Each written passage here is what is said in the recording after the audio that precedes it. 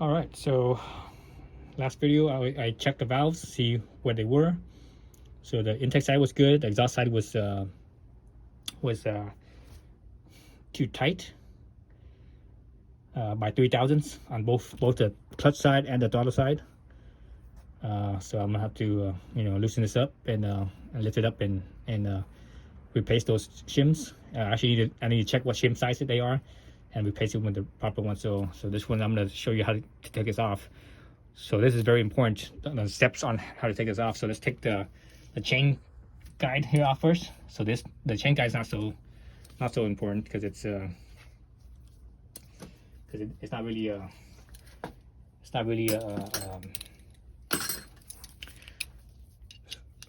like a really structural type of a load on it. So that's critical in taking it off properly. Let me get a socket wrench instead. This little what should we call it, wrench? A T-wrench. I don't have enough angle with a T-wrench. Here's my socket wrench. That's a socket wrench. Okay, so I'm doing it with a socket wrench. That's a socket wrench instead. Okay.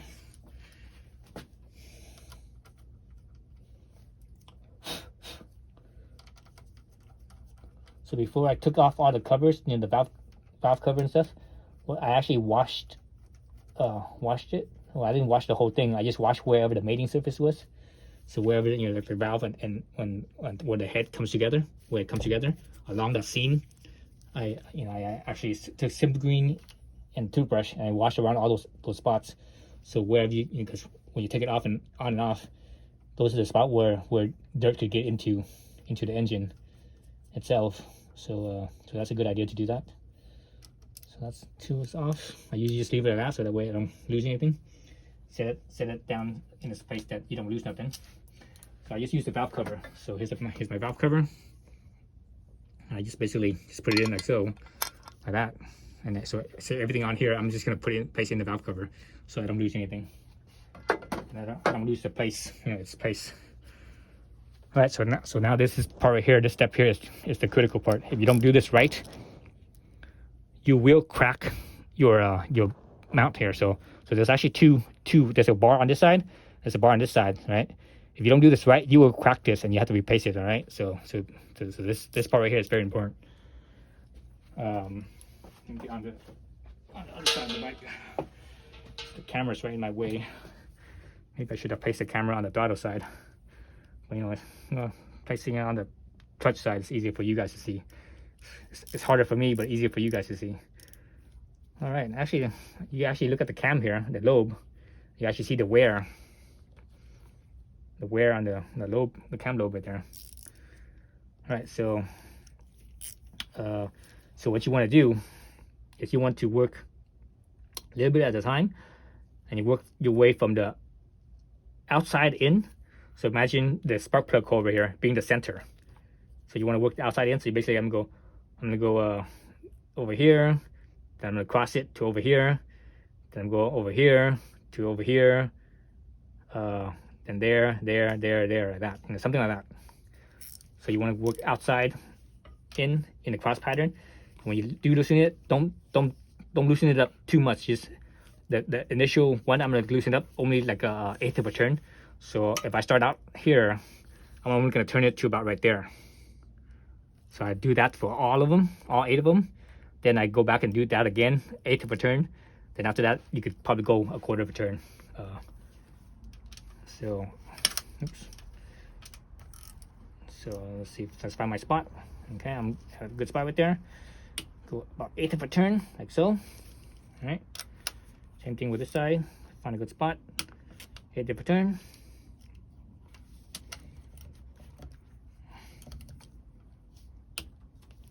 For turn. So that's the reason why this is critical. Again, if you don't do this right, you can crack these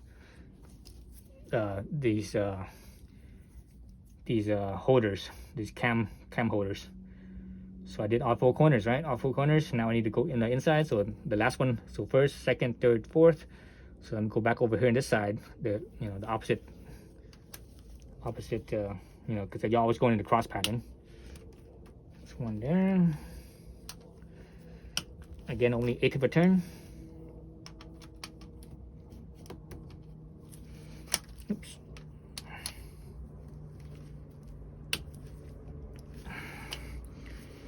No working space in here at all. What I'm doing here with my hand where the head is, I'm keeping it so that way the bolt, you try to keep it square on the bolt, because if you hold it back here without supporting the head over here, when you turn it, because if the pressure's only on one side, what happens here is that instead of being square, it will actually kind of go cockeyed on you, and that's how you strip. That's how you have things get stripped. All right, 1/8 of a turn. That corner, go to this corner, 1/8 of a turn. Okay, so got 1/8 of a turn on everything. All right, so now go back to my original one, since I ended up right here. Back to the original one, opposite corner, right? Always a crisscross pattern. All right, so I'm gonna go another 1/8 of a turn. 1/8 of a turn, 1/8 of a turn, 1/8, 1/8, 1/8, 1/8, and 1/8. Okay, so now I should be able to do a 1/4 turn at a time, or maybe even more. Let's see how much pressure is on this thing. I don't think there's much pressure left on this. Oh yeah, it's all loose. It's all loose now. Yeah, I got to turn it by hand now, so that's good. So that means I can actually turn it more than 1/8 of a turn. I could actually turn it pretty much all the way now, because it's all loose. It's not, it doesn't have any tension on it anymore. So you actually just, God dang it, use a different bit there. It's a longer bit there, so that way I don't lose my part.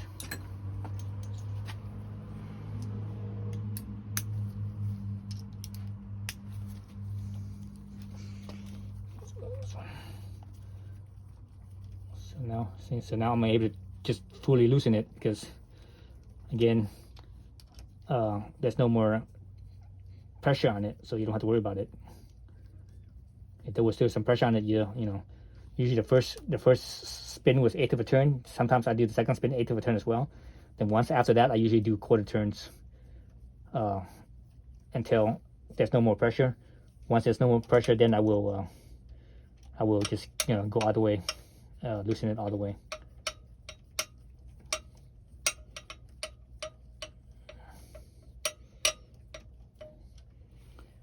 And I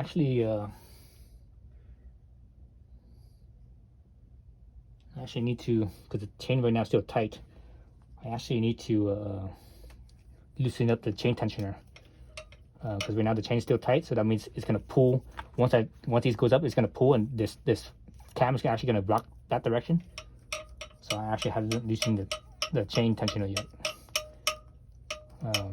You actually have to take the chain tensioner off to be able to loosen it, because by its nature, it's automatic tensioner, so it's spring loaded, so it's always pushing in to get tension.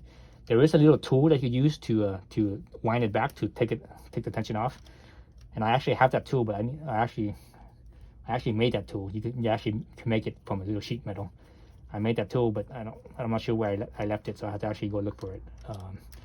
But otherwise, you can actually also use a small flathead screwdriver in it as well to take off the tension.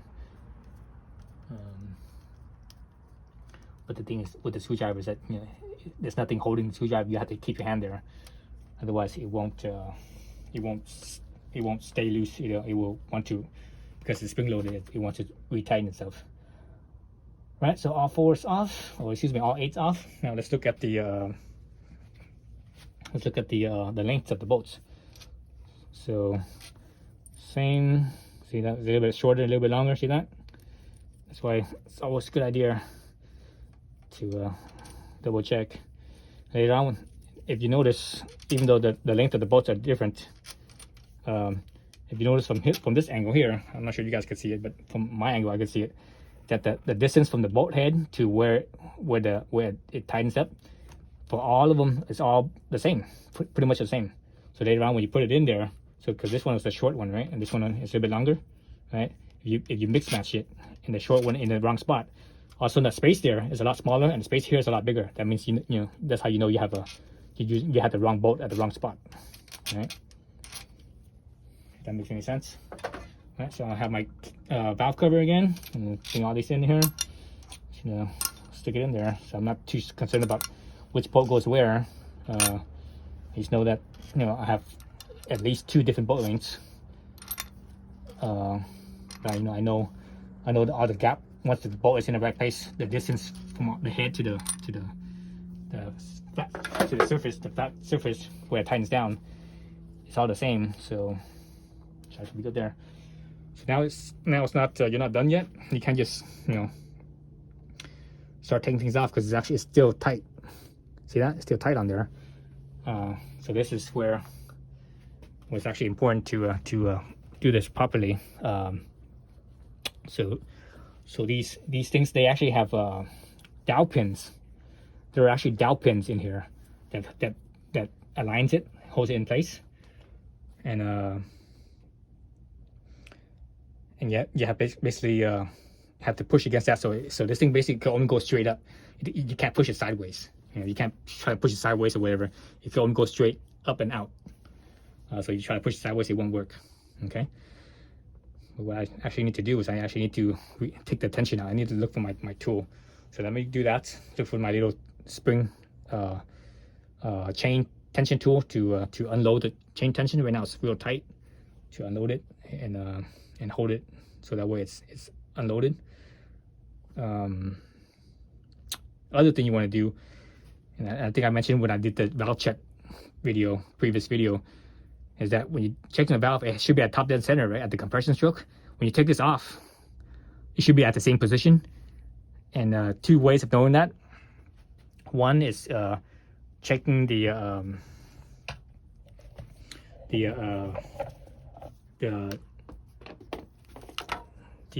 mark down here, right? So you see down there it says T, and it lines up with the little slit on the side where the thread is, right? So there's a T, is, you know, the T marker, so it lines up right there. So, but you know, again, you could have it at top dead center 2 times for a 4 stroke. So you have to make sure that you're at the top dead center of the compression stroke. So that's one alignment mark. The other alignment mark is actually down along the cam here. If you look at the cam sprocket, the 2 cam sprocket on the outside here, you actually see alignment marks there too. So let me show you that. I'm not sure you guys could see it from here, from this angle. Let's see. So here, there's actually a mark right here. There's a mark down right here. So I'm not sure you guys can see that. This thing's not focusing it where I wanted to focus. But anyways, trust me, there's a little mark right here. And down in this side as well. Then so this is the intake side, this is the exhaust side. On this side, there's also a little mark right here too. A little line along here. So what happens when you take that mark, both of those marks should be lined up. Those marks on the outside here, they should be lined up with the flat surface of the head here. So that's how you know that the cams are in the right position and the chain is in the right position. Because if you're in the wrong position, later on when you put this back, if you're in the wrong position, your timing will be off. You know, your timing chain will be off with your cam chain. You know, this cam chain is going to be off with everything. So you will damage the engine if that's off. Okay, so you have to make sure everything's lined up properly. So when you take this off, so later on when you put it back on, all that should be lined up as well. So the top dead center that shows right here, the timing mark here, will line up the chain right? Then those 2 marks on the sprockets will line up each cam. It will line up the intake cam and line up the exhaust cam. So that way those 3 things will be, the alignment, the timing will be correct. Otherwise, again, if that timing on those 3 are off from each other, you can cause damage to your engine. Because basically what happens if the timing is off on the cams, if the pistons at the top and center and your valves are open, it will hit the valves, right? So you could bend your valves, and you also damage the top of the piston as well. So, okay, so that's something you have to consider. Okay, so let me find my chain tensioner tool, and I'll do another video on when I take this off and show you guys to take it out properly. All right, so here's the throttle side. All right, so on the side of the engine here, right, so here's the oil fill, right? Oil fill inside of the engine here. Right here, actually, let's look at it from between the frame. So right there, see this right here? That's the chain tensioner for the cam chain. All right. So you have to have a tool for that to loosen it up. Otherwise, because again, it's an automatic chain tensioner. It's spring loaded, so that tensioner basically it pushes inwards, and so it pushes on the chain. So it always puts pressure on the chain, so that way the chain is right here. The chain is always tight. So once that tensioner is loosened or backed out, this will actually also loosen up right here. So right now it's tight. See that? So you have to have a tool. So this is the tool right here. So that's it. You can actually make yourself one. On the Honda service manual, they actually give you the spec of this piece. You know, you can make this out of like a 16 gauge sheet metal. Probably best to use like a stainless steel or something like that, so that way it doesn't rust. But this one's stainless, but it's not 300 series stainless because it's magnetic. Here's my magnet right here. So you see that it's stuck. So there's a magnet right there. All right, so it sticks. So it tells me it's stainless, but it's not a 300 series stainless. It's probably a 400 series, some type of 400 series stainless. So anyways, so without this tool, the best thing to do is to use a screwdriver, and you take the center nut off, and you could turn it. Once you take the center nut off, right here, stick a small fathead screwdriver in there, and you could turn it, and you can actually turn the spring tensioner so that way it comes out away from the spring from the chain. So the chain tensioner tool, right, comes out, so it takes tension away from the chain. But the thing with using a screwdriver is that you have to hold it there the whole time. Otherwise, if you let go of the screwdriver, it will actually spring back in. So that's why it's a good idea to have one of these, because this right here is made for it, and actually it will slot in. That's why it's shaped like a T. So the top of the T there slots in, and it actually holds the spring in place, holds the spring out instead of letting it spring back in. Holding the spring compressed instead of letting it expand. If you don't have a chain tensioner tool and you use a screwdriver, the other thing you could do is you actually take off the chain tensioner to begin with. So there's 2 bolts right here, one on this side and one on the other side, right? 8mm bolts. All 3 of these are 8mm bolts. You can take that off, but since I have the tool, I'm not gonna do that. So I'm just gonna loosen this up down here and stick this in here and into the slot and call it good. So I'm gonna have to free up my hands right now. I'm holding this with my hands, so I need to free up my hands to do that. Okay. All right, so there it is. Oops, out of focus. So there it is with the bolt off. So in there, from your angle, you guys can't see it, but let's see if I can try to get the angle right. Yeah, I really can't see it. Oops, out of focus. From your angle, anyways, you can't see it because it's out of focus. But anyways, with that tool, I guess I could put that tool in, turn it to bring this tensioner out, compress that spring, and there's actually slots on the side here, right next to the O-ring. So this thing has an O-ring around it. I could those slots that that T part of the tool will slot into the slot here, and it holds the spring compressed, so that way it takes pressure off the timing chain. All right, so I actually decided to take off the cam tensioner altogether because there's no space down in here.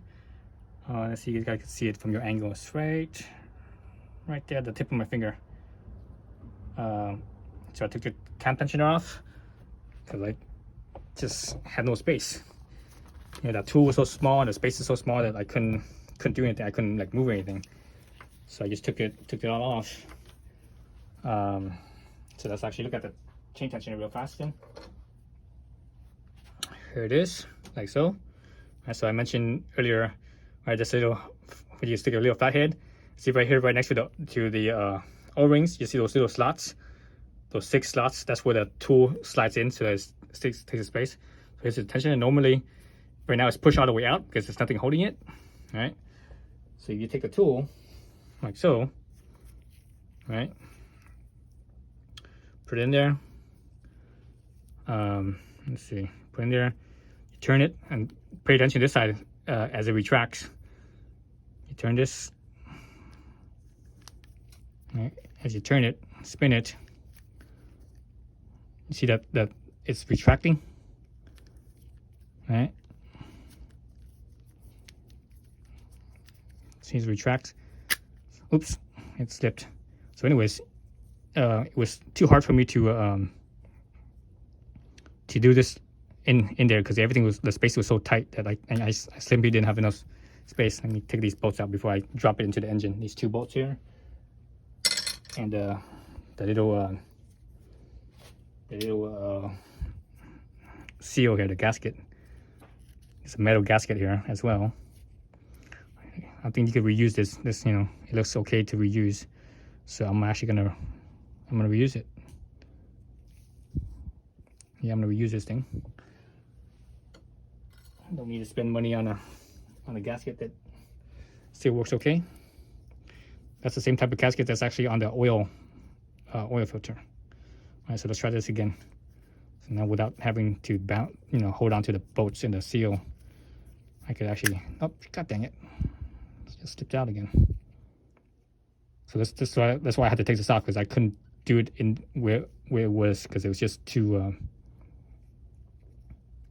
it's too tight of a space, essentially.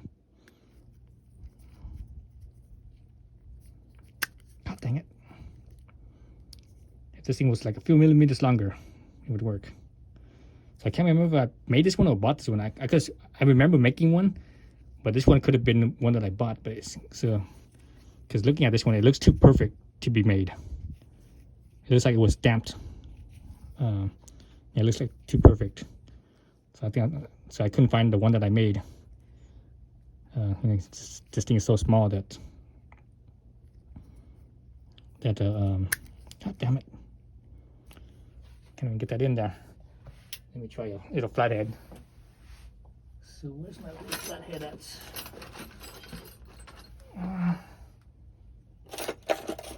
Flathead around here somewhere. Where did I put that thing? It is a little flathead here. So this will be much easier. So you have to be mindful of the flathead because it's kind of wide right here, so it might mess up your threads. So be very mindful of that. So this one's slightly on the wide side. I can feel it rubbing the threads just barely. Okay.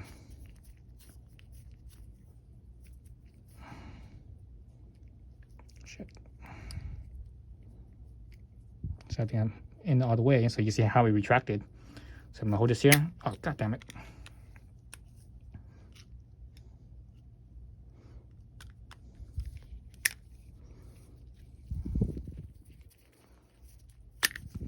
What the hell, dude?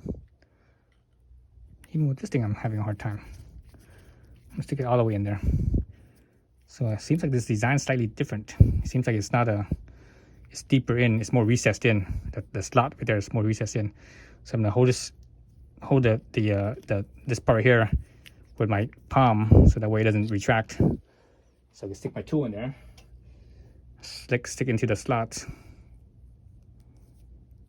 So I can hold it in place basically.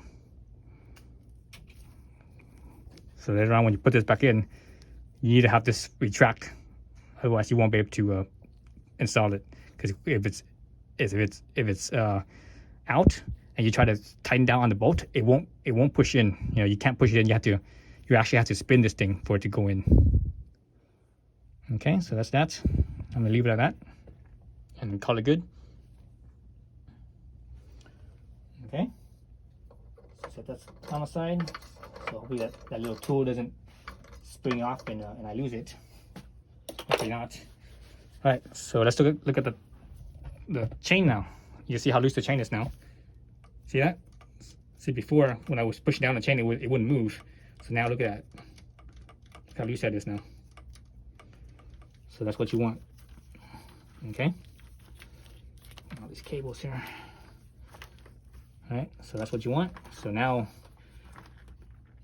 you could you actually move your these two sides are here that's holding the cam in. So let's see if I could just physically with my hand, and when you do this you have to do it evenly. Physically with my hand, I just pull it out. See the two dowel pins that's holding it in place? All right, so that's there. The other side's the same way. It has the two dowel pins as well. So I'm gonna do the same thing. I'm gonna pull them both evenly. If you don't do it evenly, where it breaks, it's usually right in the middle somewhere, where the two bridges together. So I'm just gonna kind of pull these ones. Okay, I feel one side move. I thought the front side moved. Let's see if the back side moves. Okay, there it goes. So both sides moved a little bit. Okay, now it's off. Again, there's the two dowel pins. All right, and you actually see the oil passage right here. See that? See this little slot? That's the oil passage for the cams.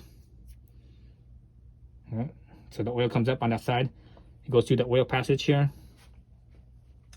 The other side, actually, yeah, the other side also has a little bit of oil passageway as well. And it, and it works its way into the camera here, because I think this whole thing spins, right? So this is basically it's like a sliding bearing or bushing, because there's actually no ball bearings or nothing, so it just spins inside here. So that's why it needs the oil passage. All right, so we got that out. Set those aside. Since I don't need to do anything on this side, I'm not gonna mess with it. I'm just gonna leave it as is. Leave it where the chain is, right there. I'm gonna have to remove this cam on this side, right, to change the shims. Oops, my headlamp just went out of batteries. Okay, let me switch headlamps. Got these little headlamps from Costco for like 2 headlamps for like I think 20 bucks. So they're pretty cheap, but they don't, batteries don't last that long. But the cool thing about them is that they have like a bunch of different lights. They have a red light, green light, and all that stuff. So that's too bright. Okay, the lower setting so I don't blind myself. Okay, so back to the cam here. Now I have to remove this cam out of the way so that way I have access to the shims. So I'm just gonna kind of lift it up a little bit, kind of go do that. Right now it's just stuck in there because the oil, all the oil there, it's like it creates a suction. So you have to break that suction off a little bit, like so. And from here you kind of, actually I should have maybe loosened this cam chain off right here, because there should be enough slack here now. I could just kind of lift it off the cam sprocket. Or actually, you know what, I lifted it off and I actually moved it in close, the 2 sprockets closer. So now I can take this off, like so. So my cam here is still in the proper alignment, or not the alignment, but it's still within its proper sprocket teeth. So even though this camera here spun, it's still in the proper teeth. So it's, I know it didn't skip the teeth. So later on when I put it back together, I don't have to worry about that. But you should always double check. And so here's the cam itself. Right, it was sitting like this, right? So I mentioned the cam timing. So here it is. Here's the 2 marks. One says in, one says exhaust. So this is how it lines up. So this is the intake side, exhaust side. So when it lines up like that, this side should be at the point towards the intake side, and this side would be at the exhaust side. and these two lines will, basically it's like a level. These two lines should level up with the top of the head here, the mounting surface. So that's how it lines up. Okay, so that's how you know you have the proper timing. You check that on both the chains, or both cams, and with the, remember, with the timing mark at the crank, with that T mark, right? So remember when I did the valve adjustment, both of these were 3/1000 too tight, right? So you lift this up, and we could change the cams. So you slip that up, like so, right, like so. And there's the two shims there. It's best to have a little magnet. And I see the numbers. The number should be, I think the number's normally on top. On this case, it might be better to have the numbers on the bottom actually, because the top is where the wear point is. The bottom probably doesn't have a wear point. But let me see. Let me take up one out. So I put the shim on there. Take my my little shim off right here. All right, you see the shim right here. All right. Let me wipe it off real fast. Wipe the oil off so I can see what's going on. See if I can see the numbers. Yeah, so this side doesn't have the numbers, so it's the top side that has the numbers. Flip it around. Oh, this one doesn't have the numbers either. Oh, wait a minute, does it? I can't tell. Nope, I can't tell. It's the light, the glare of the light. I mean, if this is daylight, I could see, but I don't see any numbers. I don't see any numbers there. This side, definitely, I don't see any numbers on this side either. But anyways, this side is the bottom side. I can tell by the mark. All right, so this doesn't have the numbers, so I actually have to get my calipers and measure this. It'd be nice if I have some micrometers, but I don't. Actually, my dad has a micrometer, but you know, he's like 20 minutes away. So I don't want to know. Actually, no, he's like half an hour away. I don't want to go over there, over to my dad's place. I actually have to dig it up because I don't know where he left it. So let me go get my calipers and measure this, and we could go from there. All right, stay tuned. All right, so I'm back with my calipers. Mitu Toyo.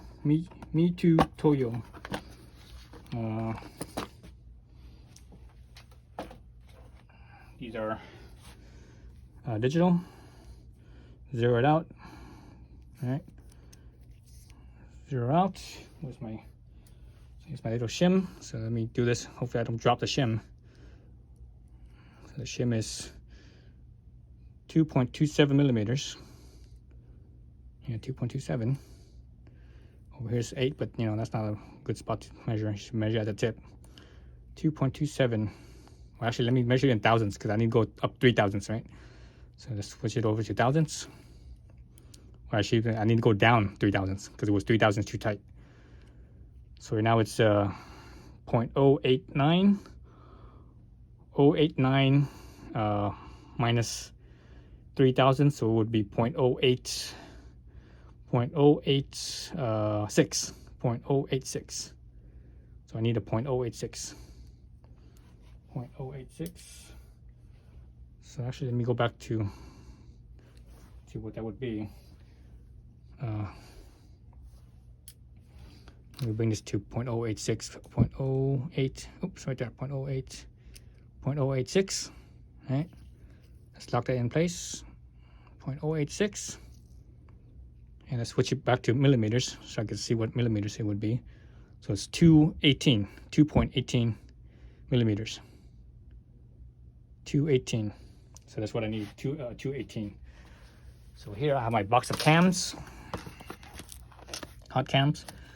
And normally, you know, as a home do-it-yourselfer, I wouldn't necessarily recommend buying a whole box of cams like this because this is a lot of freaking cams. Right, but you know, I have so many, or I have lots of bikes, and I go through so many bikes that's why I bought this whole kit. So let's see, what do I need? So this one shows various shim sizes. I think this is the diameter of the shim, and this is the range of the shim. So let's see. I haven't used this thing in so long, I don't recall. Not all of this is original in here because some of it's been changed out from other bikes that I had. And these are all in millimeters. If I open it up, you actually see the numbers. example right here. Jeez, it's just stuck there. Feels like this is a magnet or something, but it's not. So you see the numbers right here, like this one right here. It says 1.95, so I needed a 2.18. So 2.21. Nope, there is no 2.18. There is a 2.2 and a 2.15. Looks like. Jeez, this thing's just stuck in there.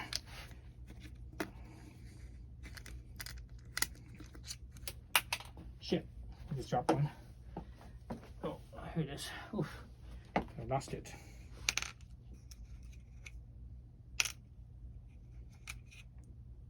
So, yeah, so there's no 2.118, so there's only a 2.15 and 2.2.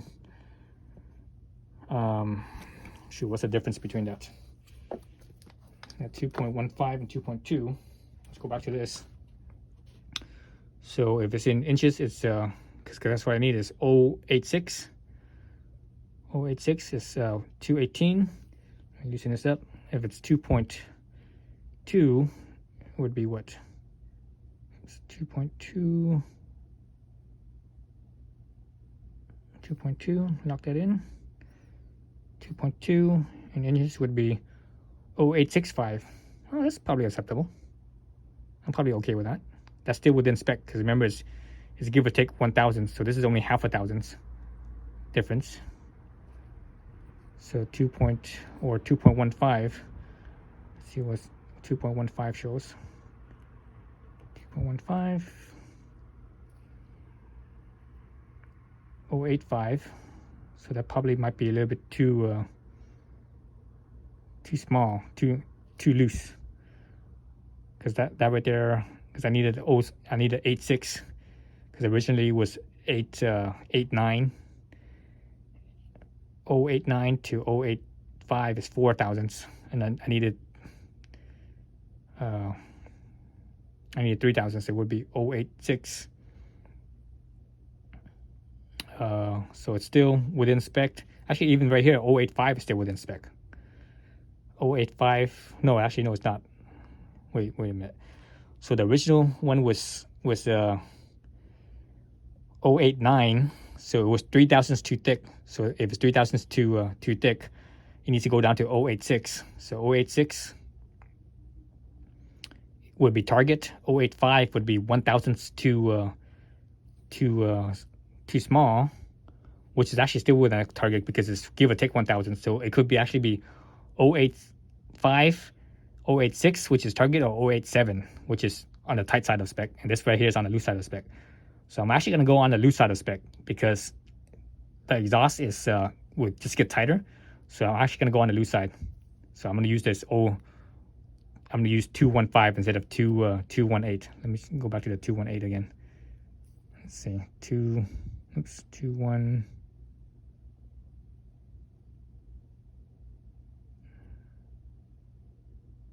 These are very small increments, right? 218. So that'll be, see, 0.86, 218. Well, no, that's what I needed was a 218.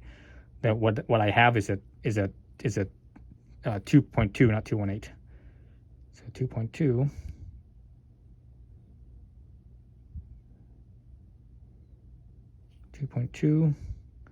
Is 0.87. So yeah, so that's gonna be on the tighter side of spec. So I'm gonna go with the looser side of spec. So I'm gonna go with the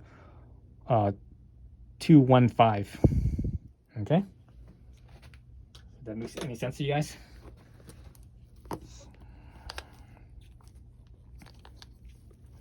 So I actually have some 215s in here. Actually, I have some used ones that are 215s from my previous bikes that I had. I think these might have been from my Honda Ruckus maybe. I see the hot cam with a 215. But I'm gonna use this used one right here. It says 215 on that. I believe this is a Honda Ruckus cam. I got this from my Honda Ruckus from a long time ago. So it says right here, it says 215 right on the top of it. Let's measure it to double check.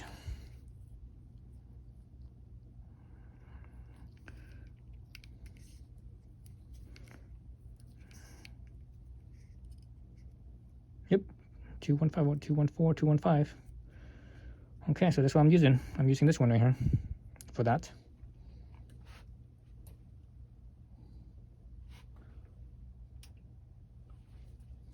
So let me use my magnet again. I'm gonna put it on the magnet. I'm gonna have it so that way it's the numbers are pointing up, I think. Should the numbers pointing up or down? Yeah, I'm gonna have it pointing up. The numbers pointing up, so it seems like there's less wear with the numbers pointing up. When you point it down, it seems like there's more wear, so the numbers will wear out faster. So pointing it, numbers pointing up, put it in my slot where it was, right there. That's it. Push it in there, and we're good. We're good for the throttle or the clutch side. Now we need to do the throttle side. Same thing with the throttle side. And you guys don't need to see this again, so I don't need to repeat this again. But anyways, same thing with the throttle side, and the valve adjustment is basically done, or at least the correct valve size. Then I need to button everything back up. Okay, so I'm gonna do the other side off the camera, and when I button it back up, I'll turn the camera back on. All right, so I changed the shims on the exhaust valve. The intake valve doesn't need any, so I'm good there. I lined up my my two cams back again.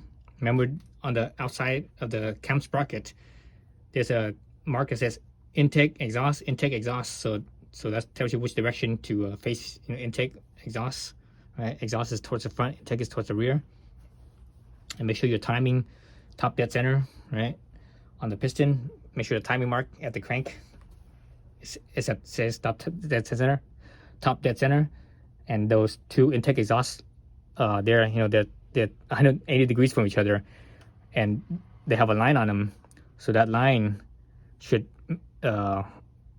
be parallel with the face of the top of the head right here. So that's how you line it up. So both sides are lined up. Now we just need to tighten this down. So these are 10 millimeter heads, and when I took these off, remember I mentioned that the spacing on here, because there's two different bolt lengths, right? You have the shorter one, and the longer one. See that? One is shorter and one's longer. All right. So if you're not sure which one goes where, just put them in, and look at the space between the head and where it seats. All 8 of them should be pretty much equal. If you have it in the wrong spot, for example, you have it here in the wrong spot, the head is real close to where it seats, and this one is really far, so that means it's the wrong spot. So if they're if they're in the right spot, all of them should be pretty much equal, right? So now I'm just gonna put this down by hand, and it actually doesn't really matter when you put it in by hand. It doesn't really matter, what's first and what's not. But I'm just gonna start out inside out. I didn't even crisscross, which is fine, because these pieces are actually separate from each other, so the crisscross isn't as critical as if it was attached in as one piece. So these two, this over here and this over here, are two separate pieces. It still matters a little bit because the cam, it's cinching down on the same two cams, right? So just by hand, basically, right? Just doing it by hand and tighten.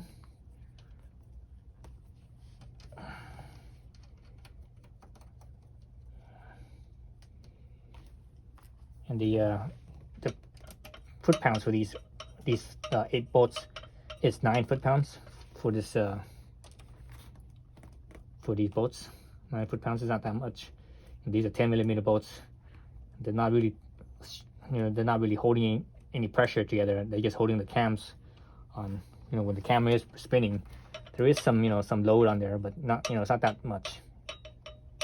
It's not like it's holding the whole piston and sleeve on, and you have to hold it against the pressure of the combustion.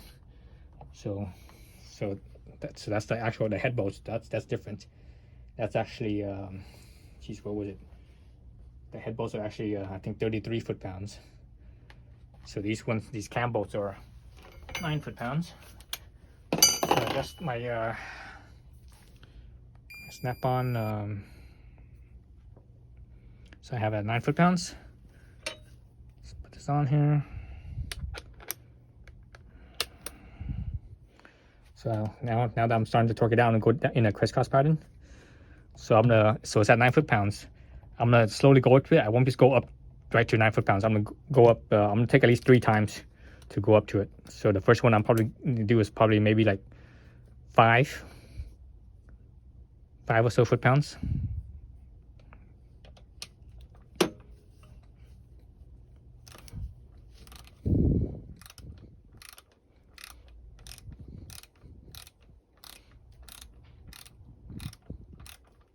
I'm gonna do 5, then maybe 7 or 8, then 9. Jeez. Camera's right in my way where I would normally stand, and so I'm now reaching a really awkward angle right now. Oops. This camera always makes everything so much longer. It literally takes, like, with the camera there, it really literally takes me like 3 times longer, sometimes even more than that, sometimes 4 times longer. So 5 there.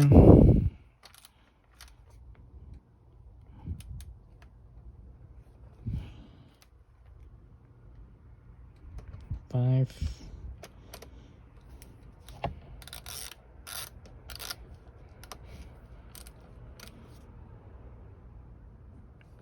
5.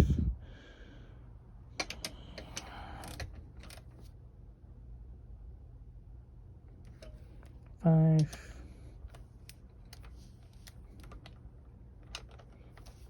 These fucking cameras are in my way.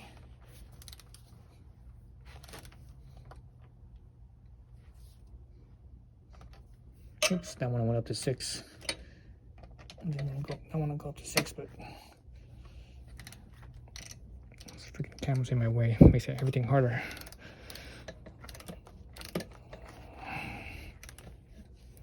Okay, so the tripod's right where my arm should be, so I have to like kind of cock my arm to the side at an awkward angle. I can't even. It's so awkward that I can't even move anything.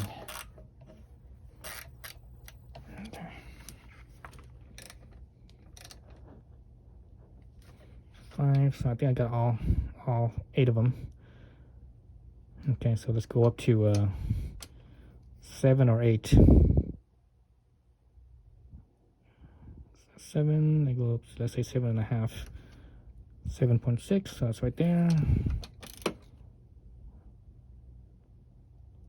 7.5.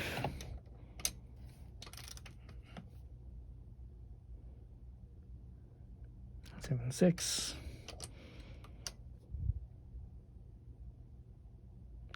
7.5.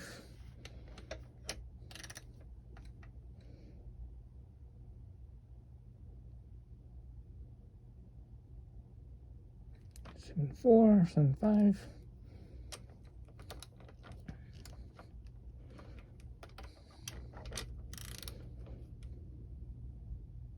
Oops. Jeez, I got all the way up to 8 on that one. 8.2 actually.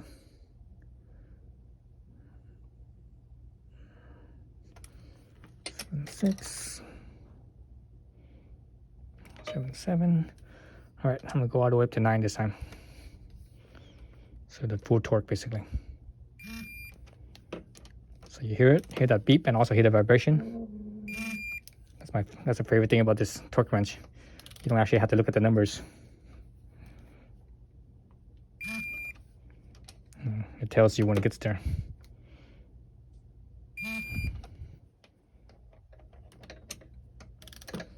The 4 inside. So I was working inside out. Okay, inside out in the cross pattern.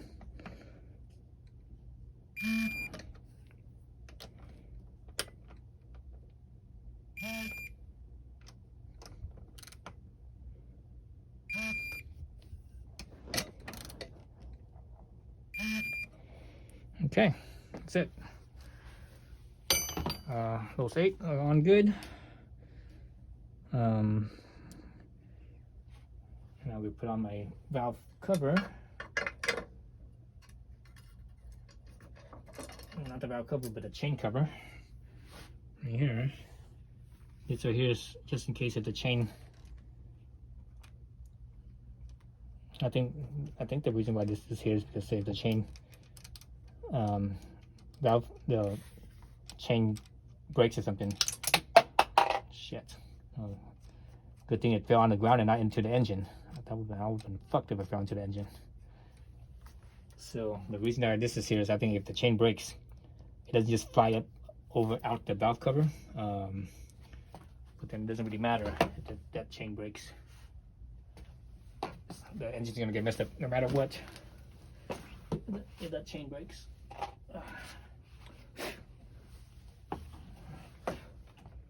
Right, that's actually the first drop bolt of the day, so I'm doing good. Actually, no, I take that back. It's not the first one. I think it's the third one. But the first one of inside the engine. Everything else was actually outside the engine. So, I mean, not drop in the engine, but parts, internal engine parts. That's what I mean. So this one, it's probably the same because it's a 10 millimeter, and actually it doesn't really matter because it's it's only the covers. It doesn't really do anything, right? So it's no big deal. I'm gonna use the same thing because it's the same head size and everything. And 9 is like so small. 9 foot-pounds is so small. All right, so that's good. What else could I do? So the chain right now is still loose. It's still loose because the chain tensioner is not on yet. So I need to put the chain tensioner on, then the valve cover. Let's do that.